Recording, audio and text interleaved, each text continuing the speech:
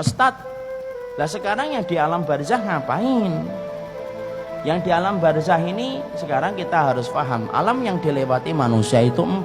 Ada alam janin, ada alam dunia, ada alam barzah, dan ada alam akhirat. Nah sekarang yang di alam barzah ngapain Ustaz? Di alam barzah itu 2. Kalau tidak mendapatkan naim, dia mendapatkan adab. Kalau tidak mendapatkan kenikmatan, maka dia mendapatkan adab. Dan manusia ketika di alam barzah, maka mereka diperlakukan oleh Allah sebagaimana amal yang mereka lakukan ketika mereka di dunia. Makanya macam-macam, beda-beda.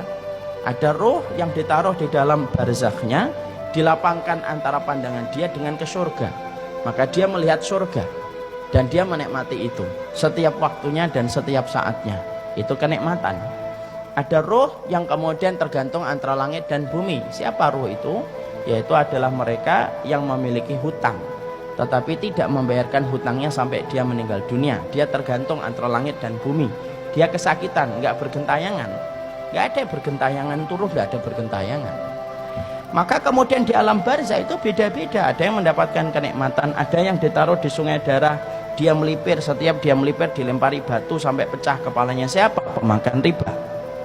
Ada yang kemudian ditaruh di tanur, tanur itu periuk, masuknya kecil, kemudian bawahnya gede.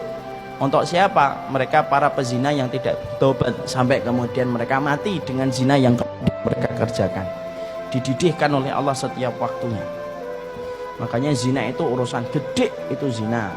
Urusan yang tidak bisa dipandang remeh itu urusan zina. Maka dipanaskan. Ada roh yang kemudian di dalam tembolok burung-burung hijau menikmati surga, masuk ke surga di tembolok burung hijau, kemudian makan yang di surga, kemudian rumahnya di bawah arsy-Nya Allah. Siapa itu? Darahnya para syuhada. Beda-beda. Ada roh yang kemudian mati bunuh diri terus.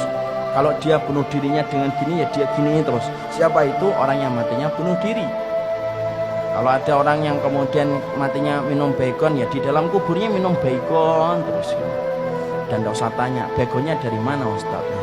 Saya juga nggak ngerti. Tapi di situ kemudian disebut dengan alam barzah. Alam barzah itu bisa nggak ketemu Ustaz? Bisa. Orang itu kalau di alam barzah bisa ketemu. Makanya perhatikan ketika Nabi lemah di atas pangkuan Aisyah radhiyallahu anha, maka Nabi mengatakan ila rafiqil a'la, ke teman-teman saya yang berada di tempat yang tinggi. Siapa itu? Musa, Ibrahim, Harun, Ismail. Makanya Nabi ketika Isra Mi'raj ketemu nggak dengan saudara-saudara beliau? Ketemu Nabi Musa, ketemu Nabi Ibrahim, ketemu Nabi Adam. Berarti dari dalil itu alam barzah itu mempertemukan ruh selama mereka mendapatkan kenikmatan kubur. Keluarga kita ketemu dengan keluarganya selama mereka sama-sama mendapatkan kenikmatan kubur. Jadi maaf, kalau orang tua kita, bapak kita meninggalnya di Aceh, ibu kita meninggalnya di Timur-Timur, selama mereka sama-sama mendapatkan kenikmatan kubur, maka mereka ketemu. Karena alam barzah itu tidak sendirian. Alam barzah itu mempertemukan dengan saudara-saudaranya. Syaratnya satu, sama-sama mendapatkan kenikmatan kubur. Dan kita saling bisa mengunjungi satu ruh dengan ruh yang lainnya ketika di alam barzah. Makanya kita kemudian mendapati satu hadis yang disebutkan Rasulullah, ruh itu kalau mereka berada pada kenikmatan kubur, mereka saling kumpul. Makanya kalau ada ruh yang baru datang, baru meninggal dunia, mereka menyambutnya.